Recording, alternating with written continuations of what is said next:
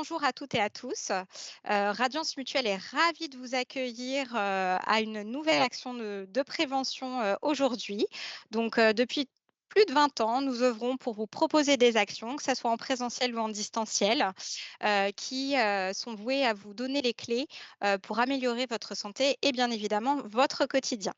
Donc Radiance Mutuelle, c'est aussi de nombreux conseillers, qui sont présents dans nos 19 agences de proximité, qui peuvent, bien évidemment vous accompagner, pour, toute, question relative à votre mutuelle santé ou pour tout autre produit, d'assurance de biens, hein, que ce soit, l'auto, l'habitation, la santé animale.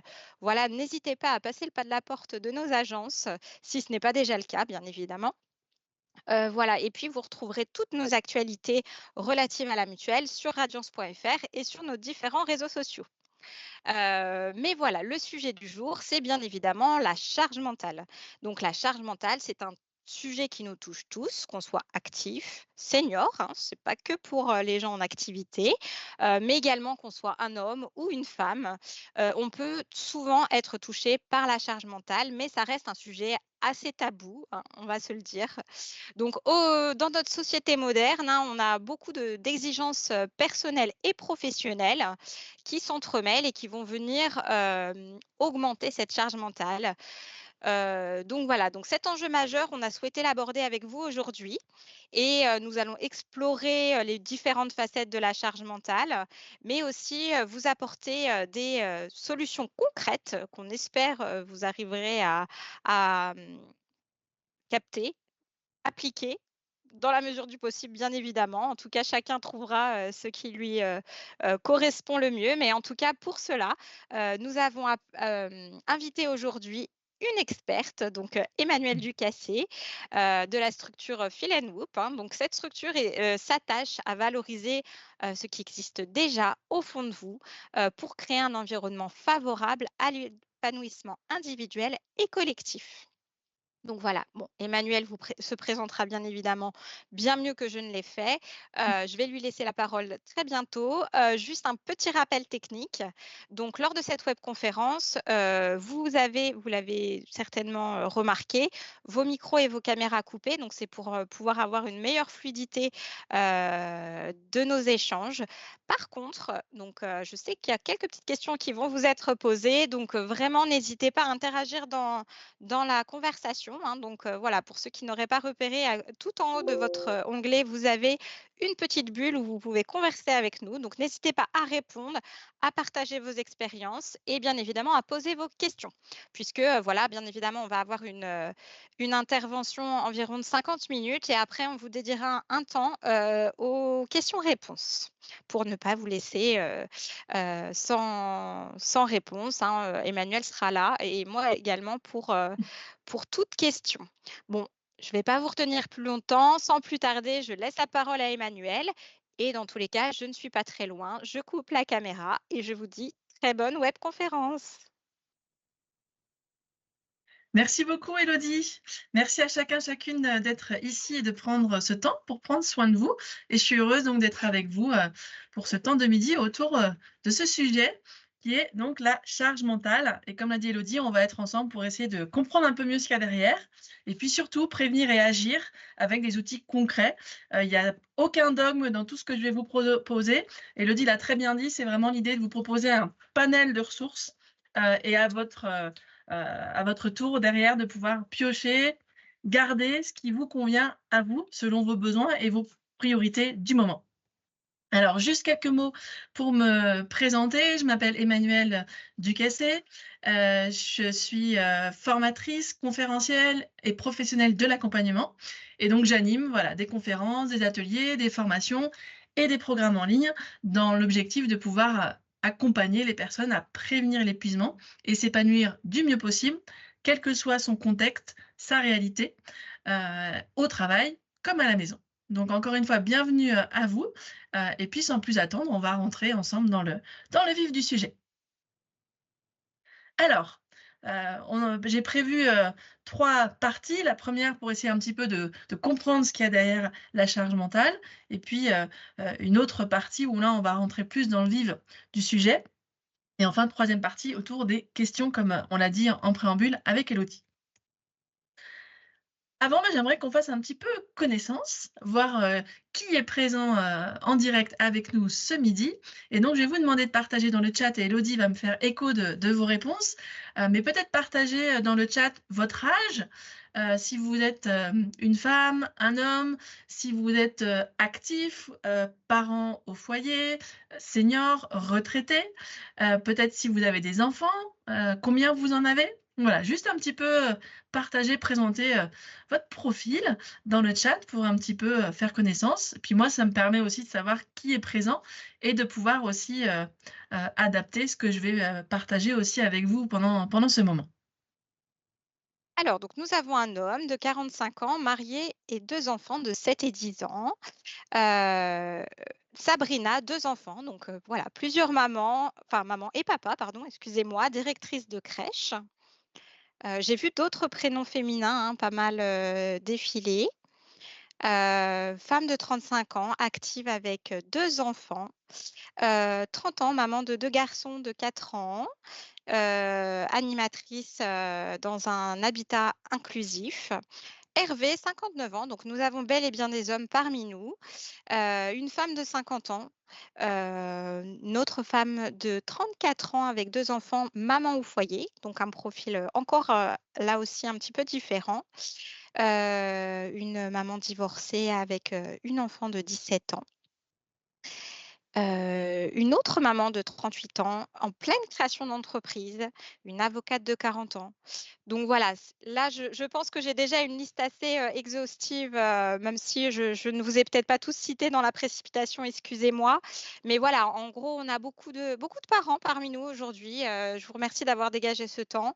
Mmh. Beaucoup d'autres personnes, aussi, actives ou même, retraitées, hein. Nous avons la Nathalie, 60 ans.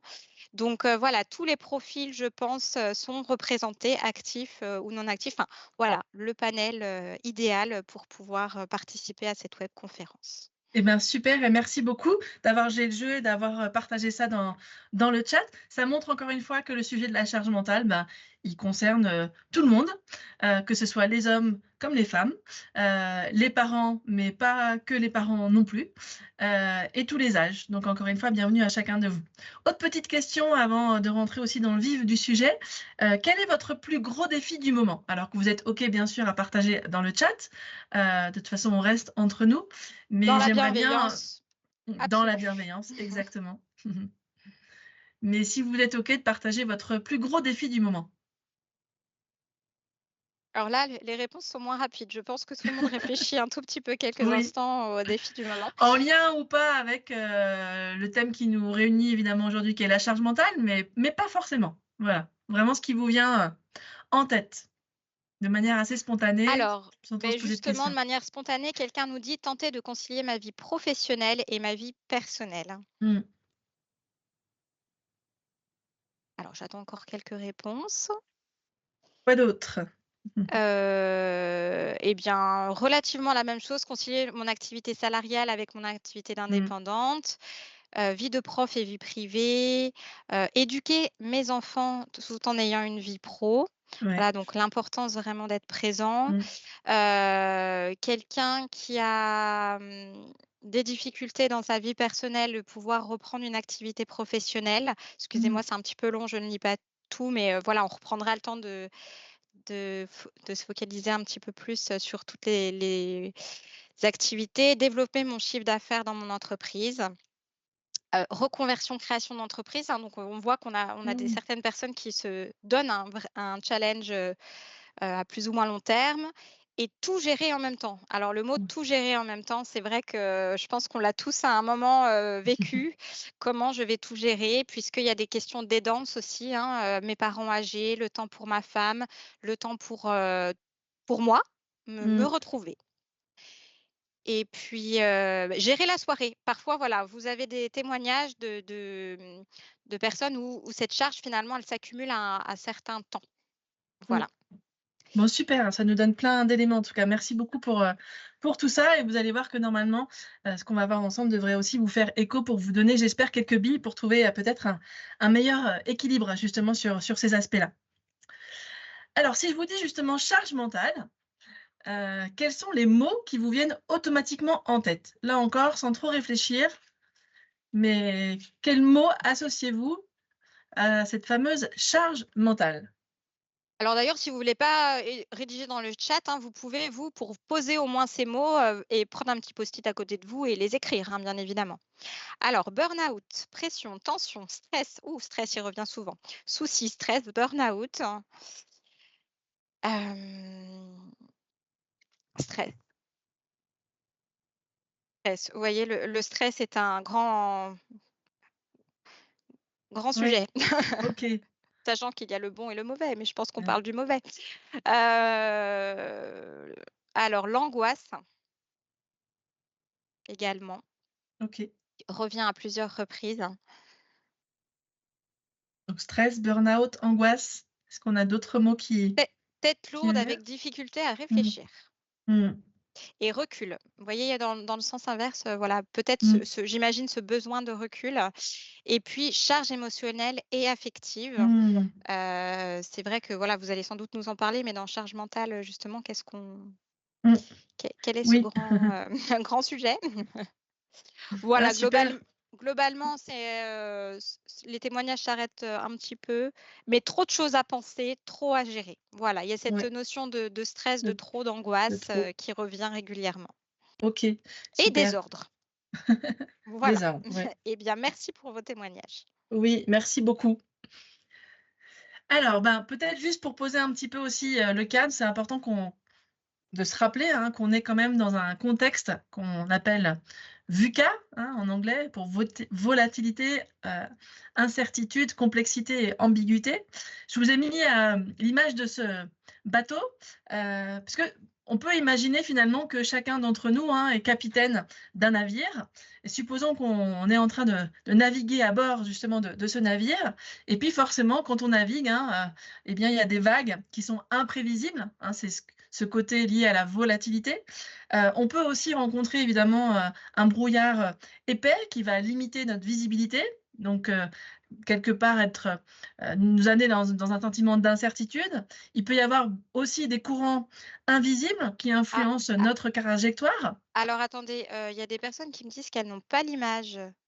Ah, Je ne comprends pas parce que moi j'ai la projection de votre PowerPoint et tout le monde dit pareil.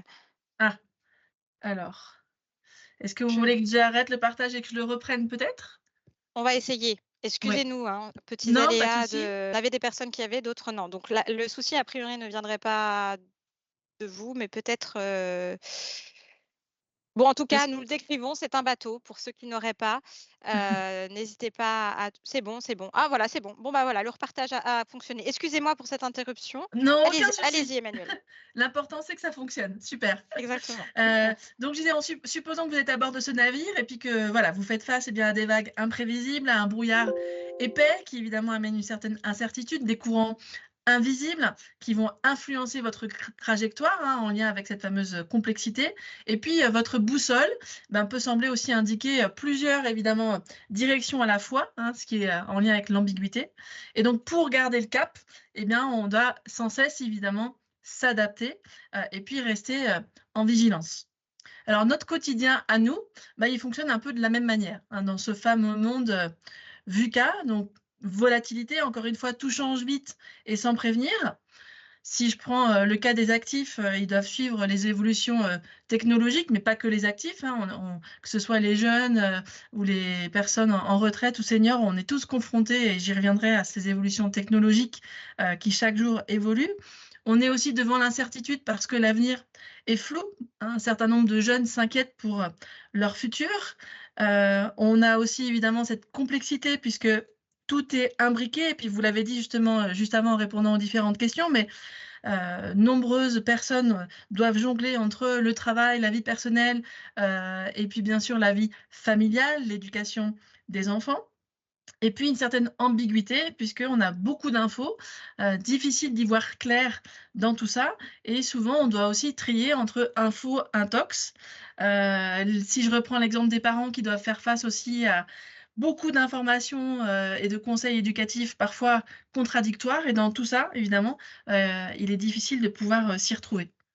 Et donc ce contexte, qu'on le veuille ou non, alourdit évidemment notre charge mentale, heu, puisqu'on a besoin, hein, de pouvoir, être agile et pour ça d'être en vigilance constante et en adaptation permanente. Donc il faut savoir qu'aujourd'hui, hein, dans les études, 53 des femmes sont stressées au quotidien et 41 se sentent dépassées. Mais bien sûr, ça ne concerne pas que les femmes, puisque les hommes aussi sont confrontés à ça, hein, c'est ce qu'on a vu ensemble tout à l'heure. Alors sur une échelle de 1 à 10, en tout cas pour les personnes qui sont présentes ici, et là encore de manière assez, spontanée, mais à combien évaluez-vous votre niveau de charge mentale en ce moment? 1 étant faible, 10 le plus élevé. Quel est votre niveau actuel de charge mentale sur une Alors là, on échelle a des de 1 à réponses 10? très rapides, des 7, Oui, des 8, des 8, des 7, des 10. Ouh là là, on a un 10, un 9, un 7, un 8, un 5, 8, 10. Donc, vous voyez, on est, dans une note, ouais, plutôt haute, hein. Vraiment, oui. Merci en heu, tout cas. Ouais. voilà. Les témoignages sont assez unanimes. Oui et assez parlant, mais en même temps, si vous êtes ici, c'est qu'il y a aussi de bonnes raisons, évidemment. J'espère de tout cœur qu'avec ce que je vais partager avec vous ce midi, eh bien, vous aurez, quelques billes pour, en tout cas, permettre de descendre, d'au moins 1 point ou 2 sur cette échelle. Alors un En témoignage que je trouve intéressant juste pour clore, quelqu'un nous dit: «3, je suis en vacances». En effet, je pense que les vacances sont une, solution enfin, qui résout beaucoup de choses, mais qu'on ne peut pas prendre si souvent. Donc voilà, je Merci trouve le Élodie. témoignage gentil. Oui et tellement parlant, Ouais et tellement tellement parlant. parlant. Tout à fait. Alors, en fait, il y a une étude, qui a été faite, en octobre 2024 sur un échantillon de 1 061 Français que je trouvais intéressant à partager, avec vous pour comprendre un petit peu, comment la charge mentale, elle est perçue et vécue, par les répondants et là, comme vous pouvez le lire, hein, sur le graphique, eh bien, on a quand même, 89 des Français, en tout cas dans cette étude, qui déclarent être affectés par une charge mentale. Et 40 quand même, avec un niveau, particulièrement élevé, hein. Donc c'est assez intéressant. Donc elle est vraiment commune à beaucoup, beaucoup, beaucoup de personnes qui vous permet, j'espère aussi, de vous sentir moins seul, ce midi. Cette étude-là, elle, permet aussi de voir un petit peu les profils, on va dire, les plus affectés. Alors ça reste une étude, hein, donc évidemment à nuancer, mais je trouvais ça quand même intéressant de le partager, parce que ça donne un petit peu quand même des éléments de tendance. Mais en tout cas, on est plus sur des profils plutôt actifs, avec des responsabilités professionnelles élevées et des enfants qui ont tendance à ressentir plus intensément cette charge mentale. Ça ne veut pas dire que les autres ne sont pas concernés, mais en tout cas, c'est les profils, encore une fois, les plus affectés. Les femmes apparaissent particulièrement affectées par la combinaison des tâches professionnelles et familiales. Et inversement, les personnes ressentent une charge mentale donc plus faible euh, lorsque les personnes sont plutôt de profil type retraité, vivant seul ou en tout cas sans enfants. Donc, on, ça nous permet quand même de montrer que le niveau de responsabilité au travail et le fait d'avoir des enfants ou pas est quand même un certain accélérateur lié à cette fameuse charge mentale. Alors évidemment, cette charge mentale, elle ne résulte pas d'une seule cause, c'est l'accumulation, et vous l'avez dit aussi tout à l'heure, Élodie, en introduction, hein, c'est vraiment cette accumulation de responsabilités à la fois professionnelles, familiales et des préoccupations liées à la gestion du quotidien qui vont faire que la charge mentale, évidemment, s'accélère et puis surtout devient, on va dire, de plus en plus forte. Donc encore une fois, c'est cette accumulation, hein, qui va provoquer cette tension entre la vie personnelle et professionnelle et qui rend parfois d'ailleurs les frontières entre les 2 de plus en plus poreuses. Donc je suis pas étonnée quand tout à l'heure, dans les défis, c'est beaucoup ressorti, hein, cette question d'équilibre entre, vie personnelle et vie professionnelle. Et puis bien sûr, le contexte, socio-économique, tel qu'on le vit aujourd'hui, participe aussi à augmenter cette charge mentale avec un certain nombre, de préoccupations que, chacun, chacune peut évidemment avoir en fonction de sa réalité, de vie. Alors justement, selon vous, encore une fois, quelles sont les choses du quotidien qui, pour vous, génèrent le plus de charge mentale? Et avez-vous des sujets, de préoccupation principales dans votre quotidien aujourd'hui? Et je vous invite Je vous fais beaucoup travailler, mais après, promis, je vais vous partager plein d'astuces et de ressources. Mais je trouve ça intéressant aussi de se questionner pour pouvoir être au clair soi-même, hein, bah, comment on la vit, cette charge mentale aujourd'hui. Qu'est-ce qu'on y met derrière aussi? Ça, c'est un point qui est important. Alors le quotidien, les enfants, devoir Mmh. gérer la cantine, l'école, les devoirs, finances et emploi, le nombre de tâches quotidiennes, donc là on est plus sur un quelque chose de général, sur un Mmh mh. vraiment nombre. Le travail, la vie de couple, les parents très âgés et fiancé, enfin le fiancé peut-être, vivre avec sa mère âgée, Mmh. devenir âgé peut-être, le travail. Donc le travail, il revient quand même, très souvent, hein. D'accord. Ouais. Et également le rôle d'aidant, hein. On est là aussi Oui. sur, Mmh. des parents âgés, le nombre de tâches encore une fois, Mmh. enfants, travail, famille, les finances, hein, Mmh. le poids des finances, et le monde de demain. Mmh. Tout à fait, même si nous sommes parfois dans l'instant présent, nous pensons aussi au futur. Logement, licenciement, les notifications WhatsApp. Donc là, c'est ce que vous parliez tout à l'heure un petit peu de l'évolution des technologies, Mmh. et bien ou pas bien. Les actualités anxiogènes, Mmh. le quotidien, la culpabilité de ne pas cuisiner de bons Mmh. produits, de ne pas avoir, du temps positif avec les enfants. Mmh. Et la maladie, oui, elle est pas revenue depuis le début, mais ça peut être en effet Bien sûr, ouais. une problématique. Voilà, donc là, Ouais. on a Merci, c'est on déjà a très riche. Ouais. voilà, Mmh mh. exactement, j'allais vous dire, on a quelque chose d'assez riche, des choses qui reviennent pour nombreuses personnes, des choses un peu plus, personnelles, mais voilà. Merci beaucoup. Bah, vous allez voir que c'est aussi ce qui ressort en tout cas, encore de cette étude, hein, sur un petit peu, voilà, qu'est-ce qui, on va dire, revient naturellement sur les préoccupations, du quotidien. Mais bien sûr le travail, la parentalité, les tâches ménagères, donc voilà, le nombre de tâches, hein, j'imagine que ça peut être lié aussi à ce qui a été partagé, dans le chat. Vous voyez, le budget revient. Études scolarité, vous l'avez aussi, cité. La santé, hein, en tout cas pour les personnes qui ont cité la maladie. Le lien social, vous ne l'avez pas forcément cité, mais ça fait partie aussi des questionnements et des préoccupations que bon nombre de personnes aussi ont. La question des loisirs et puis l'équilibre vie pro-perso qui revient également. Voilà. Donc vous avez vu dans ce que vous avez partagé, c'est assez en cohérence avec ce que l'étude en tout cas a mis également en avant. Et puis en termes de préoccupations principales, la sécurité, la politique, la solidarité, le bien-être, l'écologie, hein, une personne disait le monde de demain, voilà, très en lien avec ça évidemment. Et puis cette fameuse révolution numérique qui évidemment nous chamboule tous et toutes, et puis finalement à tous les âges. Et j'aimerais faire un petit focus là-dessus parce que, c'est vrai que cette révolution numérique, elle démultiplie évidemment les possibilités non seulement de nous informer, d'apprendre, de développer aussi nos relations et nos activités. Donc c'est pas si simple de pouvoir évidemment faire face à cette démultiplication-là. On a un peu aussi l'illusion d'un humain augmenté au potentiel infini, avec tout ce qu'on peut faire, grâce à cette révolution, numérique.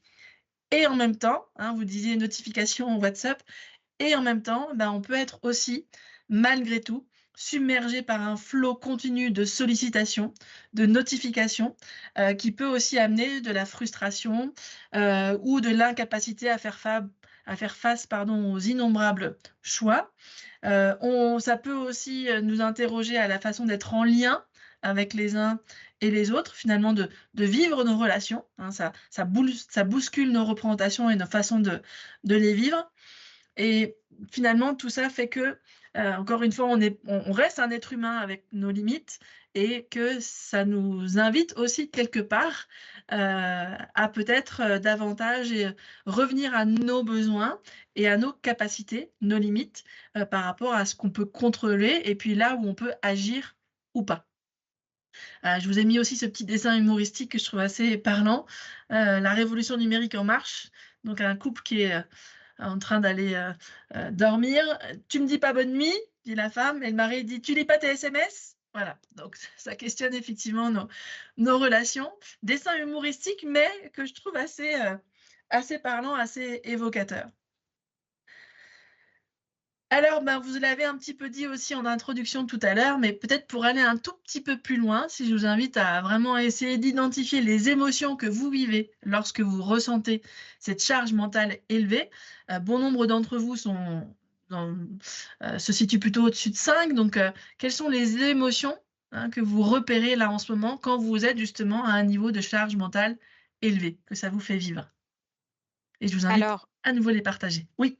là, c'est pareil, nous avons un panel très différent puisqu'il y a des personnes qui nous disent noyées, énervées, angoissées, en colère, épuisement et colère, angoisse, envie de pleurer. Donc là, on est plus sur, à la fois de la colère mêlée à de la Mm, tristesse, de l'angoisse, autopilote, mm, et triste de ne pas pouvoir faire autrement. Donc, voilà, c'est cette notion vraiment de aussi d'épuisement, de ras-le-bol, énervement, pleurs, fatigue, perdu aussi.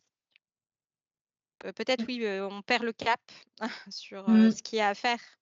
Ouais. Donc de l'impuissance, manque de sommeil, le petit vélo, la nuit. Mmh.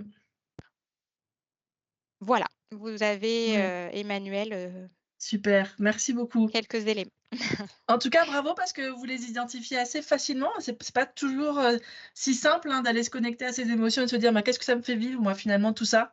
Donc je trouve que vous l'avez nommé de manière assez fluide, donc bravo pour ça. Donc oui, hein, sans grande surprise, ça fait vivre des émotions plutôt de type désagréable, hein. On se sent débordé, saturé, envahi. Ça amène aussi de la perte de clarté d'esprit et puis, pour reprendre vos mots, un noyé, énervé, angoissé, la colère, l'épuisement, l'envie de pleurer, sentiment d'être en pilotage automatique, la fatigue, se sentir perdu, l'impuissance, avoir comme un vélo qui tourne sans cesse dans la tête, avoir des manques de sommeil. Donc évidemment, voilà, on voit bien que ce qui est associé en tout cas, c'est plutôt des émotions, et ressentis plutôt désagréables. Et puis, ben, sans grande surprise, hein, les conséquences et les signes liés à la surcharge mentale, eh bien, vont être, relatives à des conséquences physiques, émotionnelles et sociales, hein. Donc effectivement, on peut, plutôt vivre, de l'irritabilité, on peut aussi avoir, des oublis fréquents, on peut tomber dans une fatigue, dans l'insomnie, dans l'isolement, on peut aussi, tomber dans des douleurs, physiques, hein, les mal de dos ou les maux de tête, ou on peut avoir aussi de la perte d'appétit, parfois des conduites addictives. Donc, c'est pas sans conséquence, et d'ailleurs, toutes ces conséquences et tous ces signes sont très liés, hein, aux signes qu'on retrouve d'ailleurs dans les situations, d'épuisement, hein. Que ce soit épuisement professionnel, épuisement parental ou épuisement aussi des aidants, puisqu'on a beaucoup parlé aussi, des aidants, depuis tout à l'heure. Alors en fait, la charge mentale, pardon, elle est normale, hein, mais ce qui va poser problème justement, c'est cette fameuse surcharge, hein. Puisque avoir une charge mentale, on en a tous et toutes, c'est complètement normal, humain. Là où ça devient un problème, c'est quand cette charge mentale, elle est trop intense, trop élevée, trop fréquente, hein, et qu'on est en mode surcharge. Donc cette surcharge, c'est vraiment cette pression désagréable lorsque les activités, encore une fois, vont se cumuler, deviennent vraiment complexes et requièrent aussi beaucoup d'attention, hein. Et je vais revenir sur cette question aussi, d'attention, tout à l'heure. Mais encore une fois, la charge mentale en soi n'est pas un souci. Ce qui va poser problème, c'est quand on est en surcharge mentale. Alors, quelques éclairages aussi en lien avec les neurosciences. La charge mentale, elle est très liée évidemment, au rôle qu'on appelle les fameuses fonctions exécutives. Les fonctions exécutives, c'est des fonctions cérébrales qui se situent ici dans le cortex préfrontal, donc plutôt, hein, au niveau du front ici. Il faut savoir que c'est la partie en tout cas du cerveau qui se développe, en dernier, hein.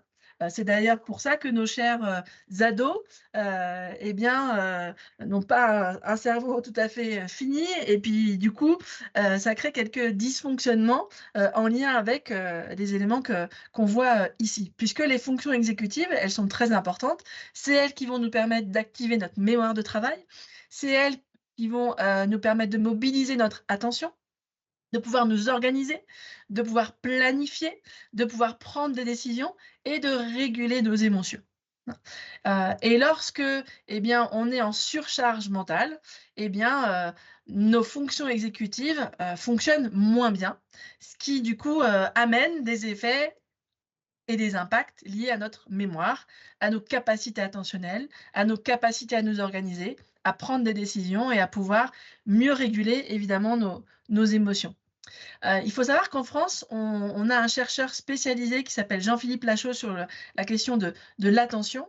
Et sans attention, en fait, je ne peux pas me concentrer, hein. Et encore une fois, c'est grâce à nos fonctions exécutives qu'on va pouvoir mobiliser cette attention et pouvoir du coup nous concentrer. Et puis cette faculté attentionnelle et ces facultés liées à la mémoire de travail, ben, elles ne sont pas illimitées.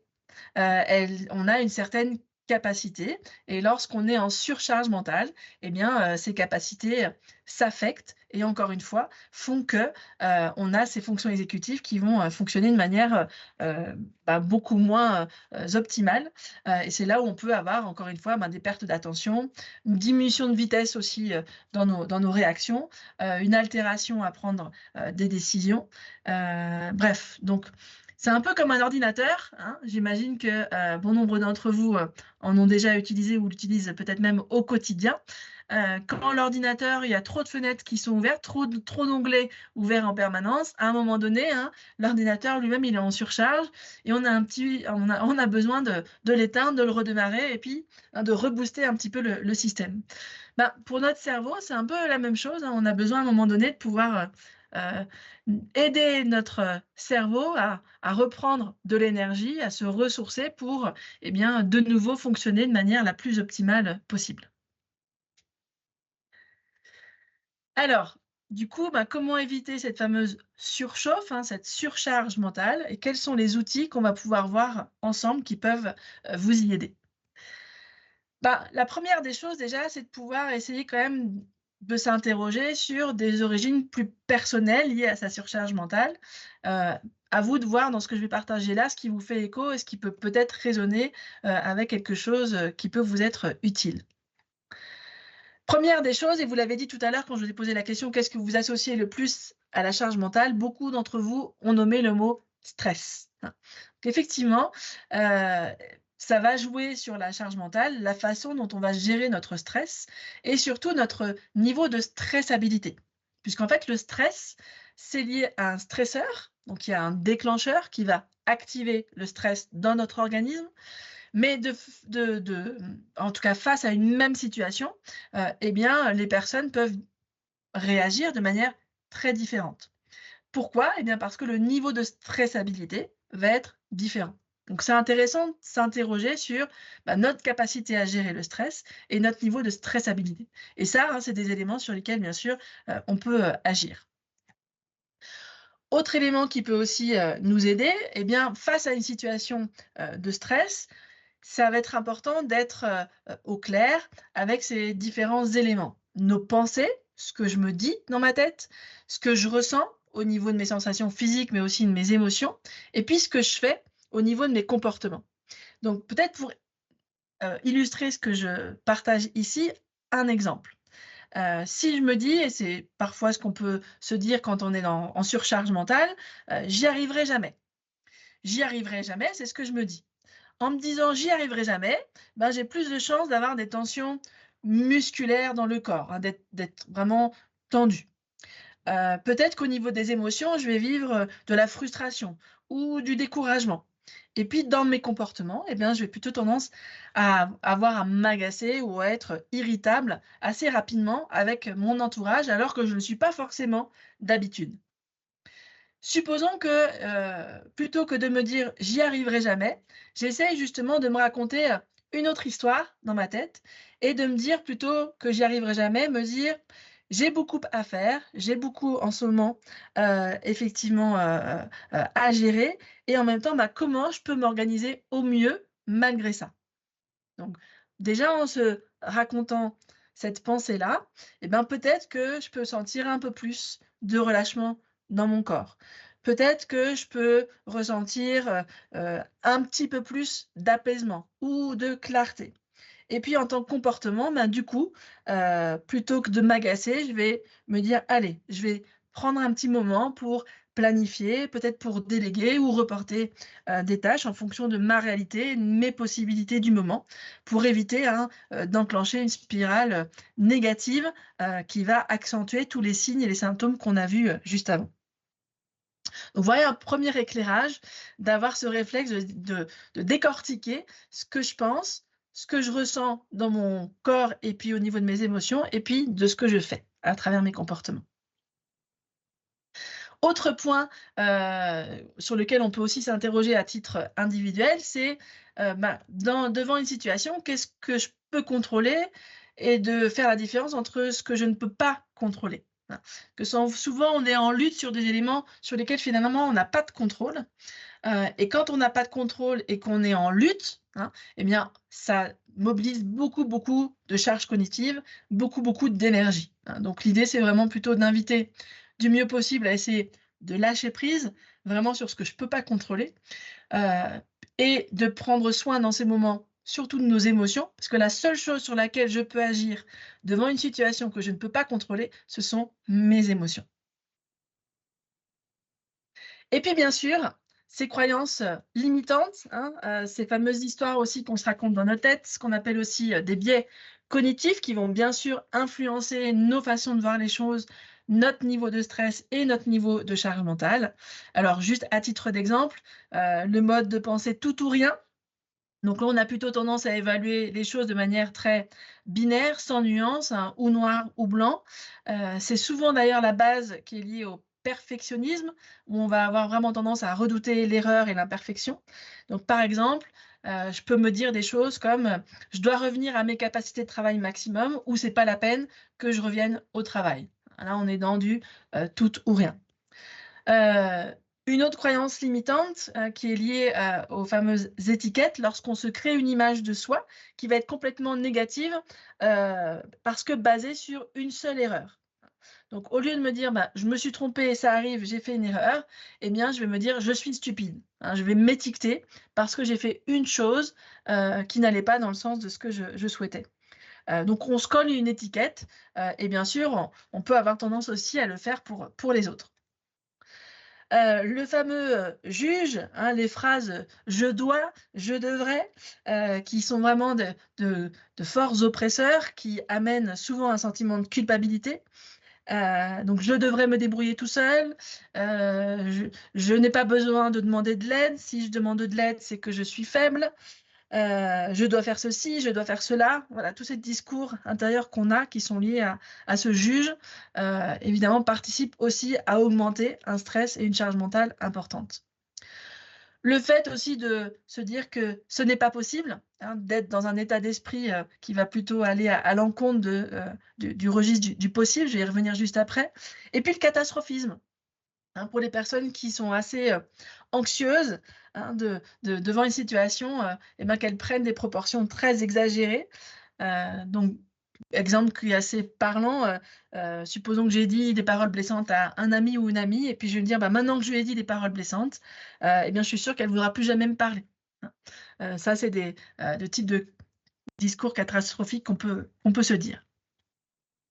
Et puis, le syndrome de l'imposteur, très lié là aussi au perfectionnisme, tendance à vouloir s'acharner au travail, la tendance à se comparer aux autres, la tendance à ne pas attribuer les résultats, les réussites par rapport à ce qu'on a fait, mais quelque chose finalement qui était externe à soi.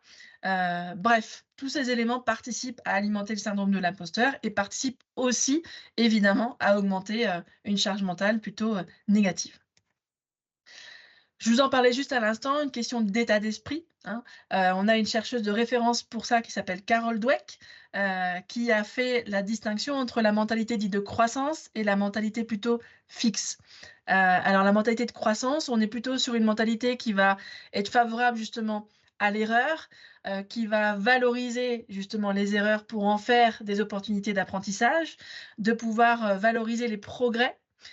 Et de se dire que l'intelligence, elle n'est pas innée, mais au contraire, elle se développe au fur et à mesure de nos apprentissages.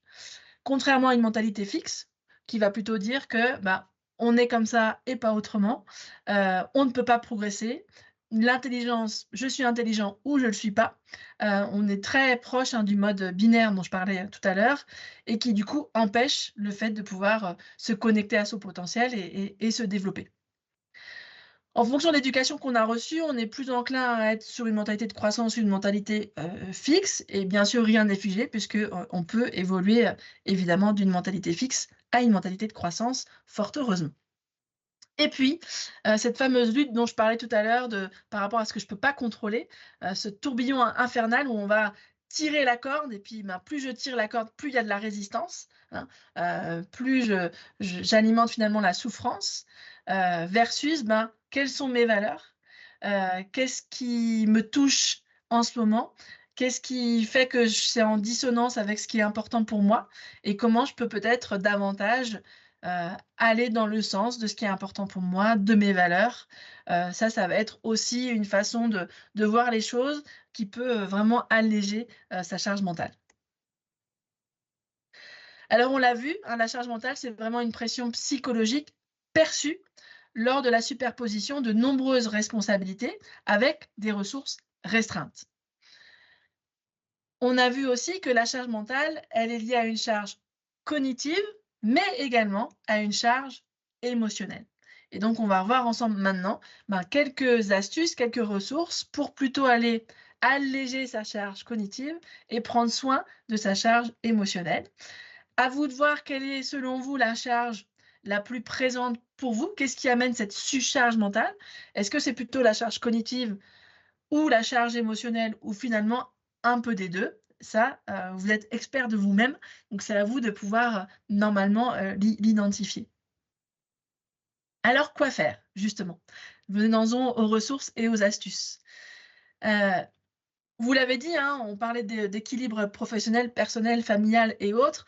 Bah, là aussi, la charge mentale, c'est aussi un enjeu d'équilibre, puisqu'on a vu que la charge mentale, la surcharge mentale en tout cas, c'est quand la charge cognitive et la charge émotionnelle sont trop intenses et amènent un déséquilibre par rapport aux ressources qu'on va activer, hein, qui vont, elles, permettre de limiter la charge cognitive, de prendre soin de sa charge émotionnelle et de pouvoir, en quelque sorte, prévenir cette surcharge mentale pour rester dans un équilibre de charge mentale, eh bien, on va dire optimal, qui n'affecte pas, en tout cas, notre bien-être. Alors, voyons quelques astuces, ressources pour limiter la charge cognitive.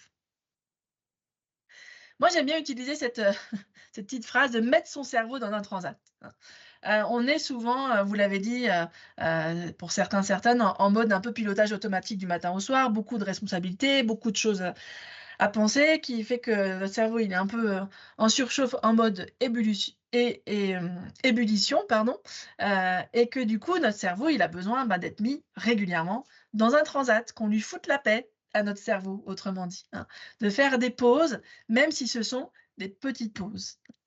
Alors, pour les personnes en tout cas qui sont au travail ou peut-être qui sont en études, une méthode qui est assez sympa et qui fonctionne bien, c'est la fameuse méthode Pomodoro, qui invite à faire des pauses de 5 minutes toutes les 25 minutes, hein. Nos capacités attentionnelles, encore une fois, elles sont limitées. On ne peut pas être attentif des heures et des heures. La fenêtre de capacité attentionnelle, en moyenne, elle est à peu près de 20-25 minutes, hein. C'est pour ça que cette méthode, elle incite à prendre des pauses à ce rythme-là. Et plus je prends de pauses de manière régulière, plus je permets à mon attention de maintenir dans le temps. Moins je fais de pauses, plus l'attention, en fait, elle diminue, hein. Donc encore une fois, c'est pas forcément des pauses longues, 5 minutes, et puis par contre, toutes les 2 heures, prendre des pauses un petit peu plus longues pour encore une fois, bah, s'oxygéner, prendre des pauses et puis, arriver, à revenir de manière plus efficace et productif, dans notre, objectifs et priorités de la journée.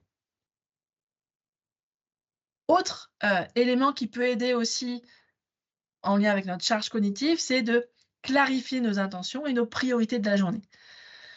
Moi, personnellement, c'est quelque chose que je fais tous les matins. C'est une petite routine que j'ai instaurée, parce que ça me permet de me dire: «OK, qu'est-ce qui fait qu'à la fin de la journée, je serai satisfaite de ma journée?» s'il y a 3 choses que je dois faire aujourd'hui ou que j'ai besoin de faire aujourd'hui et qui me dira que, OK, à la fin de la journée, c'est bon pour moi, et ben, ça m'aide en tout cas à prioriser et puis quelque part aussi à me dire: «Ben, qu'est-ce que je mets de côté?» Parce qu'à un moment donné, la réalité fait que, si je veux préserver en tout cas ma santé mentale, mon bien-être, à un moment donné, ça va être important de faire des choix. Donc poser cette intention, peut déjà aussi, aider. En tout cas, je vous invite à le tester. Je ne sais pas si certains d'entre vous le font déjà, n'hésitez pas à partager dans le chat si c'est le cas. Mais personnellement, de poser mon intention me fait vraiment, vivre très différemment, mes journées. Autre élément aussi en lien avec la charge cognitive, c'est de passer du maxi-moi au mini-moi. Là, c'est un petit extrait d'un ouvrage de Jean-Philippe Lachaud, que je vous citais tout à l'heure, hein, qui est vraiment expert sur l'attention en France. Puis c'est vrai que parfois, quand on est en surcharge mentale, on a une montagne devant nous, hein, de choses à faire, de responsabilités qui peuvent vraiment nous écraser.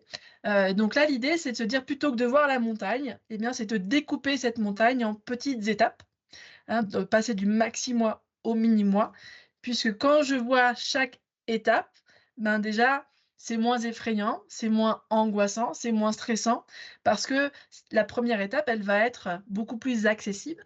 Et puis à partir du moment où j'arrive à faire cette première étape, eh bien, ça va me permettre plus facilement, hein, de faire l'étape d'après.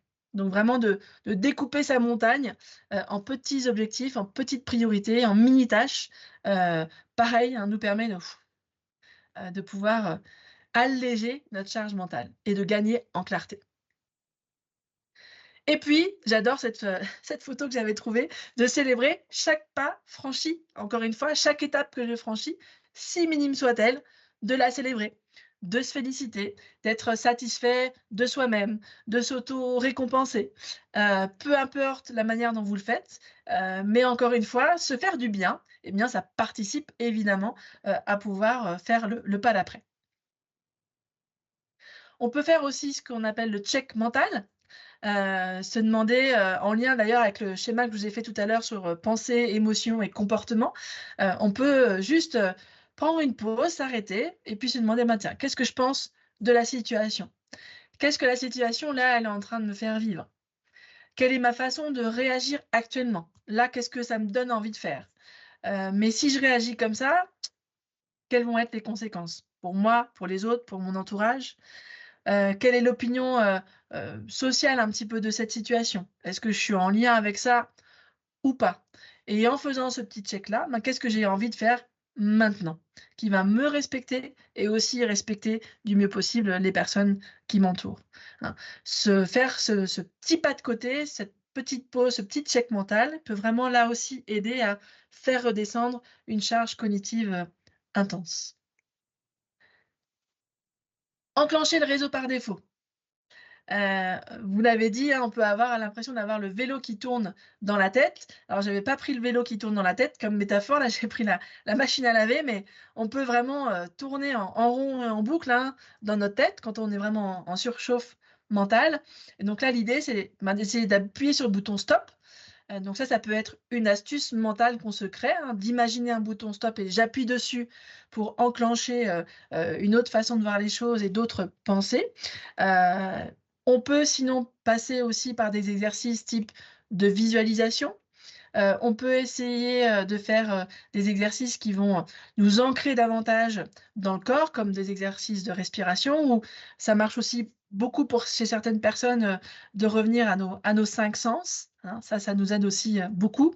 Mais dans cette idée de voilà, de débrancher, hein, de ce vélo qui tourne dans la tête ou de cette machine à laver, pour aller, hein, sur un réseau qui va être plus apaisant, que, d'entretenir cette surcharge, mentale intense, dans la tête. Je fais le Autre petit maître du temps, Oui, Emmanuel, il nous reste 10 minutes. oui, merci beaucoup, ça marche, c'est noté. La décharge mentale, donc là, c'est un petit exercice que pareil, moi j'ai pris l'habitude de faire, peut-être que certains, d'entre vous aussi le font. Quand je sens que ça surchauffe, donc en général, je le fais au moins une fois par mois, parfois 2, parfois plus, en fonction des périodes. Mais l'idée, c'est de tout lister dans sa tête, ce qui se passe dans sa tête, de l'écrire sur un papier, sur des post-it, sur une application, là en tout cas ce qui vous convient le mieux. Et ensuite, à partir de toutes ces choses-là, eh bien, de pouvoir les regrouper, donc celles qui peuvent être faites en moins de 5 minutes, les autres, et d'essayer de voir quelles sont celles qui sont vraiment importantes, urgentes et qui vont prendre du temps, d'identifier celles que je peux déléguer dans tout ça, éventuellement. Et puis le reste, ça fait partie des idées, de nos préoccupations, qui encombrent notre tête, mais qui finalement peuvent attendre. Donc le fait de les écrire, c'est là, ma tête est déchargée et si je veux y revenir, eh bien je pourrais y revenir, hein. Mais en tout cas, d'avoir cet exercice de décharge mentale permet là aussi, hein, de pouvoir redescendre le niveau de charge cognitive. On peut aussi organiser son travail quotidien, avec, plus d'efficacité. Donc moi, j'aime bien cette méthode 1-3-5 qui incite à faire chaque jour une tâche importante, 3 tâches moyennes importantes et 5 tâches mineures à accomplir, hein. Pas mal de recherches montrent aussi que si je commence par les petites tâches, donc de moins de 5 minutes, ça allège vraiment la charge mentale. Et puis, dans les 3 tâches moyennes importantes ou la tâche importante, ça nous aide justement à nous concentrer sur les tâches dites à haute valeur ajoutée, qui vont faire que, à la fin de la journée, on va se sentir, plus efficace, plus aligné, plus satisfait, hein, si on arrive à se concentrer et à agir sur ces tâches à haute valeur ajoutée.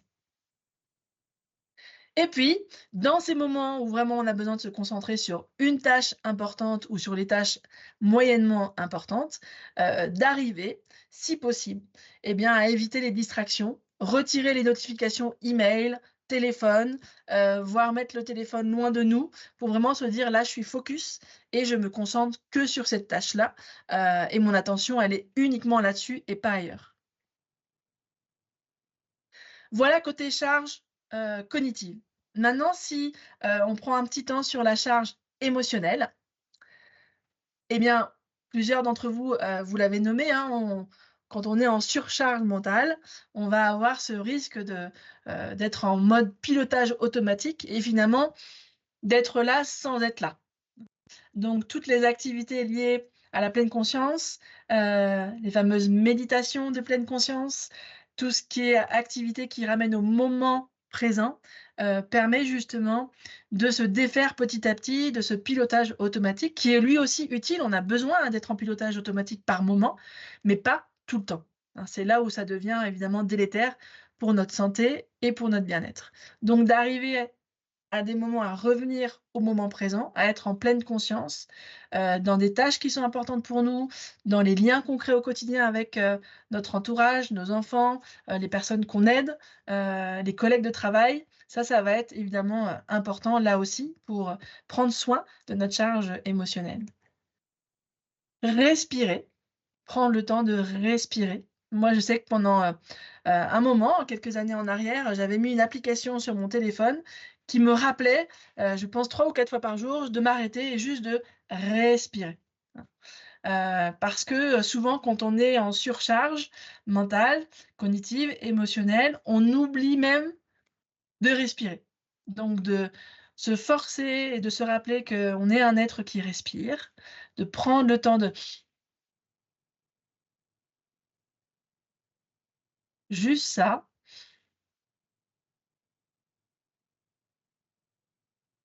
Une fois, 2 fois, 3 fois, 4 fois dans la journée pour vraiment s'apaiser et éviter, hein, d'entretenir, cette course effrénée du quotidien. Sauf que quand on est dans la course, on n'y pense pas. D'où la en tout cas moi, ça m'avait vraiment aidé d'avoir mis une petite alarme qui me dit: «Tiens Emmanuel, là il est temps de mettre ton cerveau dans un transat, de t'arrêter et juste de respirer». Cohérence cardiaque, justement, ça fait partie aussi, d'un objet de recherche très important.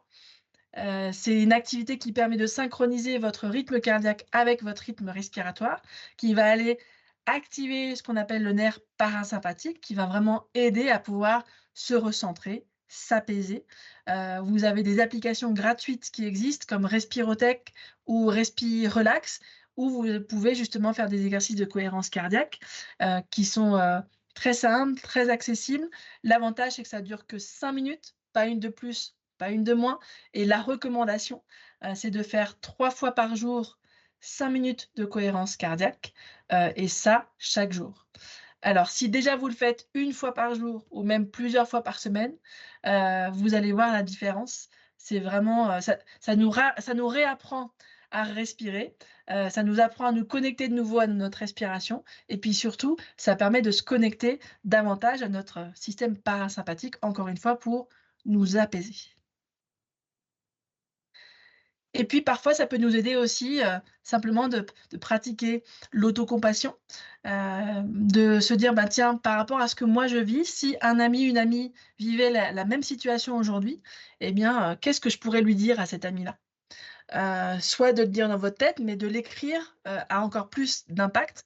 Ça permet de se décentrer, et ça permet aussi de voir la situation autrement, d'avoir davantage de bienveillance vis-à-vis de soi-même et quelque part de trouver des solutions, qu'on n'aurait pas forcément trouvées si on n'avait pas pris ce pas de côté en se disant: «Bah, tiens, si un ami, une amie à moi vivait cette situation, qu'est-ce que moi je lui dirais?» Cultiver les émotions agréables. Quand on est en mode surcharge, surchauffe mentale, émotionnelle, on a plutôt tendance à se focaliser sur les aspects désagréables et négatifs de notre quotidien et à ne plus finalement voir les choses agréables de notre quotidien. Ne plus prendre le temps de faire des activités qui vont nous ressourcer, qui vont justement rebooster notre système intérieur. Donc de pouvoir vraiment faire des activités, si minimes soient-elles, qui nous ressourcent, sont vraiment, importantes. Pas besoin là aussi de prendre des heures. Ça peut être, prendre le temps pour boire un bon petit thé, pour, lire 3 ou 4 pages, d'un livre, qu'on apprécie ou de prendre le temps de discuter avec, un ami, une amie, au téléphone pour prendre des nouvelles, d'aller prendre une marche peut-être, de 10 minutes, au parc, ou, dans un coin de nature qui n'est pas loin. Bref, mais en tout cas, régulièrement, chaque jour, de pouvoir se ressourcer et vivre des émotions agréables, si minimes soient-elles, participe là aussi à prendre soin de sa charge émotionnelle. Et encore une fois, de célébrer, célébrer, célébrer chaque pas franchi. Soyons fiers de ce que nous faisons, soyons fiers à chaque fois qu'on prend soin de soi, qu'on prend soin des autres. Célébrons aussi ces petits pas précieux. Pour finir, prévenir la surcharge mentale et l'épuisement, quelques éléments aussi qui peuvent peut-être vous y aider, eh bien savoir dire non. Lorsqu'on est en surcharge mentale, c'est que parfois on dit peut-être un peu trop oui et se rappeler que quand je dis non à quelque chose, c'est que par ailleurs, je dis oui aussi à autre chose. Ça aussi personnellement, ça m'a beaucoup aidé de me dire: «OK, si je dis non là, à quoi je dis oui?» Pour justement, m'aider à pouvoir dire non et arrêter, hein, de prendre en charge des responsabilités qui amenaient beaucoup trop de stress et beaucoup trop de surcharge. Prendre l'air, aller s'aérer l'esprit, hein, quand on sent que fou, ça surchauffe, on sort, on prend l'air, on s'oxygène avec une marche, avec une activité, physique, peu importe, ce qu'on choisit, mais de pouvoir à un moment donné s'oxygéner, hein, la tête, évidemment participe grandement à notre niveau de bien-être. Et puis déléguer, déléguer les tâches au travail, mais déléguer aussi les tâches à la maison.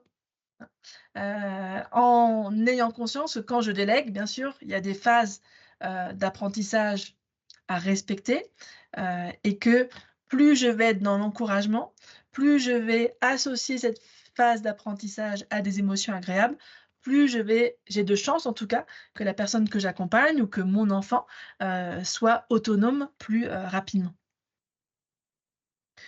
Et puis, ordonner son espace de travail, c'est pas forcément, le cas pour tout le monde, mais souvent quand même, alors en tout cas c'est valable pour moi et c'est valable pour un certain nombre de personnes qui m'entourent, lorsqu'on range et qu'on ordonne notre espace de travail ou notre, maison, souvent on se sent, mieux dans notre tête, dans notre corps parce que, quelque part faire le ménage autour de nous, c'est aussi, faire le ménage dans notre tête. Donc prendre le temps pour vraiment aussi, faire de l'ordre, physiquement dans son espace de travail ou chez soi peut vraiment aider aussi à nous permettre de gagner en clarté, dans sa tête. Et puis, le soutien social, souvent on peut être aussi en surcharge parce que, on n'ose pas demander de l'aide. Alors je suis sûre que si à vous, on vous demande de l'aide, vous allez, répondre, présent, présente, et ben, c'est la même chose pour les autres. Souvent, on l'oublie. Donc, ce lien social-là, il est important. Savoir demander de l'aide, c'est précieux. On peut pas faire tout seul et on est, en général quand même plutôt bien entouré pour aller solliciter de l'aide. Important de pas solliciter toujours les mêmes personnes tant que faire se peut, évidemment, mais ce soutien social, évidemment, il est précieux pour aussi, là encore, alléger notre charge mentale, et nos diverses responsabilités, que ce soit au travail comme à la maison. Et enfin, quelques rituels du quotidien que je vous invite aussi peut-être, à expérimenter.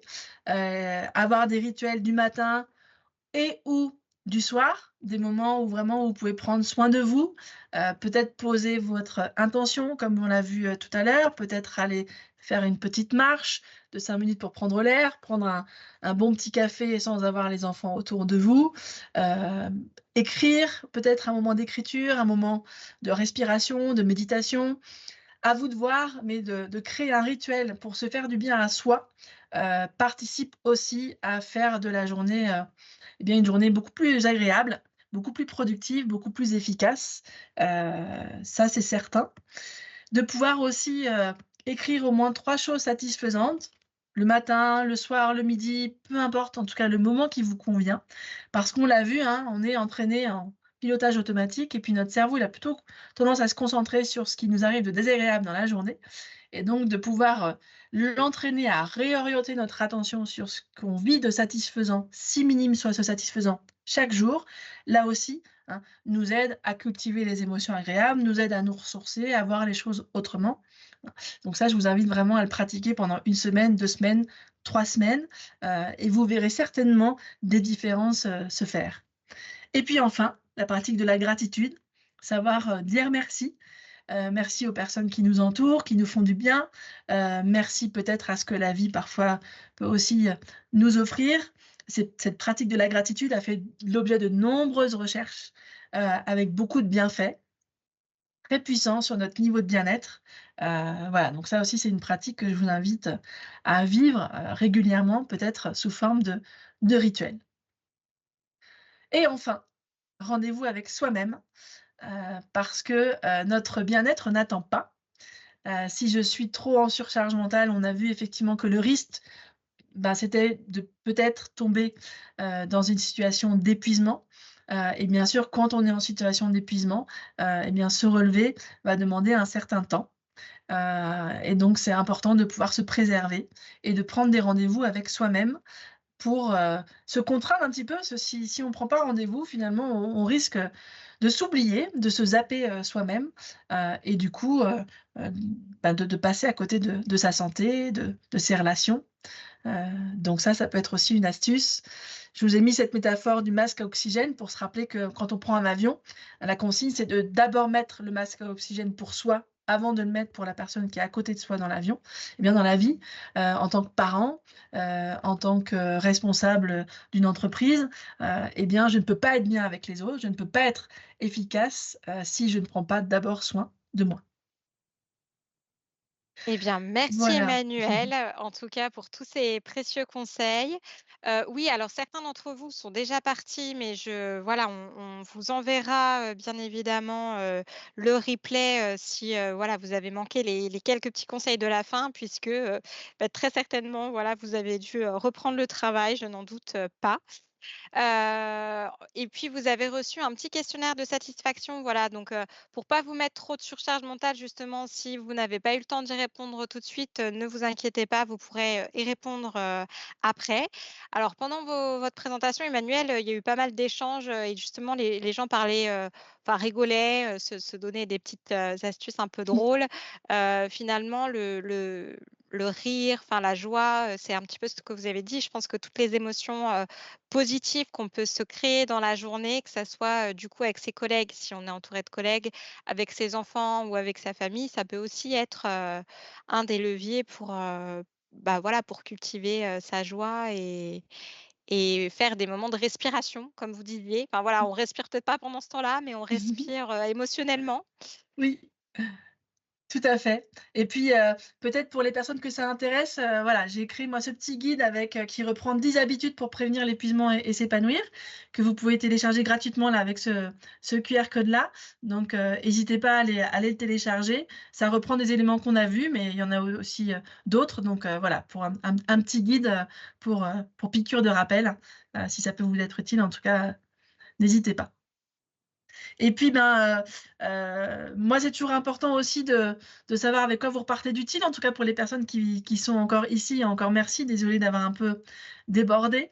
Mais ça m'intéresse de savoir avec quoi vous repartez d'utile suite à ce qu'on a partagé ensemble et puis surtout, quel va être votre prochain petit pas? Parmi tout ce qu'on a vu, est-ce qu'il y a une chose qui a résonné pour vous, où vous vous dites: «Ben, tiens, j'ai envie de l'essayer, dès aujourd'hui ou dès demain»? Voilà, pas besoin de tout chercher à faire, en même temps, sinon vous allez augmenter votre charge mentale, mais peut-être se dire s'il y a une chose parmi tout ça qui semble vraiment utile pour moi et me convenir aujourd'hui, eh ben, ce serait laquelle? Et je vous invite à la partager dans le chat. Et puis pendant que vous faites ça, voilà, vous rappelez qu'on va prendre un petit temps pour répondre évidemment, aux questions s'il y en a. Et puis vous Alors, rappelez que, voilà, je suis disponible, pour toute autre question et juste pour information, j'aurai le plaisir de démarrer d'ailleurs un programme en ligne sur la question du stress le 21 avril prochain. Donc si jamais ça vous intéresse, n'hésitez pas à me contacter ou me suivre sur les réseaux sociaux. je crois on a une petite partie des gens qui nous ont quittés, mais pour ceux qui sont toujours parmi nous, on a eu quelques témoignages de petits pas, pour prendre soin de la charge mentale. Donc certains, et certaines d'entre vous nous disent: «Un massage ce soir», donc voilà, peut-être que cette, webconférence est le déclic pour se dire: «Ce soir, je fais quelque chose de sympa pour moi». La gratitude, revient également. «Merci beaucoup, je vais respirer plus». Rendez-vous coaching MEDEF pour poursuivre un projet professionnel. Sinon, c'est continuer en restant French Country et LPO. Le rituel du matin, plus de partage de tâches ménagères. Oui, ça, je crois qu'on se l'est tous un peu dit. Votre tableau était, bien représentatif, on va tous l'imprimer. De temps en temps, sushi. Oui, tout à fait, pourquoi pas, c'est un plaisir. L'alimentation, on n'en a pas parlé bien sûr, mais ça fait partie des plaisirs de la vie. Partager avec les collègues, prendre le temps. En effet, prendre le temps, c'est voilà, ce que vous avez dit.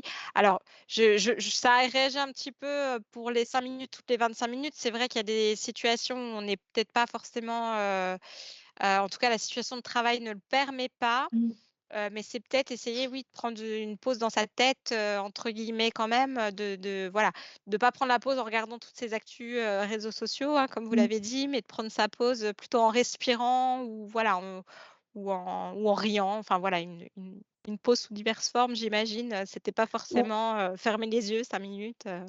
Oui, oui, complètement et d'ailleurs pour la petite anecdote, quand je faisais ma petite sonnette là, j'étais, en open space et ça sonnait donc toutes les 2 heures, je crois que je l'avais mis pour m'arrêter et juste, respirer 1 fois, 2 fois, 3 fois en fonction de mon besoin. Qu'au début les collègues ils me regardaient un petit peu bizarrement et puis après, bah, en leur racontant pourquoi je faisais ça, en échangeant et cetera, ils se sont pris au jeu et puis à la fin on faisait tous la pause en même temps. Ah bah voilà, super, bonne astuce. Voilà, bah, en tout cas, balade en forêt, lire, éviter, le plus possible la télévision. Voilà, donc je pense que chacun a Super, un petit merci. objectif. Après voilà, on va tous, je pense qu'on a tous ce réflexe de se dire: «On sait tout ça, est-ce qu'on arrive à le mettre en place sur le long terme?» C'est peut-être toute la difficulté, mais je pense que voilà, comme vous avez dit, il y a cette, idée de petites pyramides à construire ou déconstruire, enfin justement petit pas par petit pas, on peut Mmh. arriver vers un mieux-être. Donc voilà, vous nous avez donné, plein d'astuces, où on se retrouve d'ailleurs, ou pas selon notre, tempérament, notre, vision des choses et cetera. Mais voilà, tout ça pour vous remercier, de nous avoir apporté ces bons conseils et de vous souhaiter à tous et à toutes une très bonne journée avec des objectifs, avec du temps pour vous. Et avec toutes les bonnes choses, que la vie, peut vous apporter. Et je me joins à ces vœux, évidemment. Est-ce qu'on a eu des questions éventuellement, qui sont arrivées et qui auraient besoin d'une réponse, Élodie, avant qu'on se quitte? Alors non, il y avait pas forcément je reprends très rapidement, mais je crois qu'il y avait pas forcément de réponse. Il y avait plutôt, oui, des partages d'expériences, des choses OK. que alors voilà, on vous laisse encore 1 ou 2 minutes si vous avez des questions qui viennent. Hem, Et puis en je attendant, en tout cas, j'insiste encore une fois sur le petit pas, parce que, voilà, l'idée, c'est surtout pas de chercher à faire, tout ce que je vous ai présenté là, mais bien de vous dire parmi tout ça, s'il y a une chose qui résonne vraiment pour moi aujourd'hui, qui répond à un besoin où je sens que, bah, si j'étais à 8 sur mon échelle de 1 à 10 et ben, ça peut me permettre déjà de descendre à 7, à 6, voire à 5, et bien de faire ce petit pas-là et c'est ce petit pas-là qui vous donnera l'envie de faire celui d'après, mais vraiment, voilà, un pas après l'autre. J'insiste beaucoup d'ailleurs dans mon guide là-dessus, de surtout pas chercher à tout faire, à tout changer, mais vraiment d'aller, habitude par habitude, une à la fois. Eh bien, merci. Nous allons, checker quelle sera la première habitude, de ce pas. Eh bien, merci, très bonne journée. On ne vous prend pas plus de temps. Nous vous enverrons, le replay, bien évidemment. N'hésitez pas à le partager autour de vous aussi, hein, puisque, ces conseils sont voués à être partagés. Ça sera l'occasion justement de partager un bon moment, convivial avec un ami ou un collègue que vous Mmh. aimez bien. Voilà, donc très bonne journée à tous et à toutes et encore merci pour votre participation. Bonne journée et au revoir. Merci à tout le monde et bravo d'avoir pris ce temps pour prendre soin de vous. À bientôt!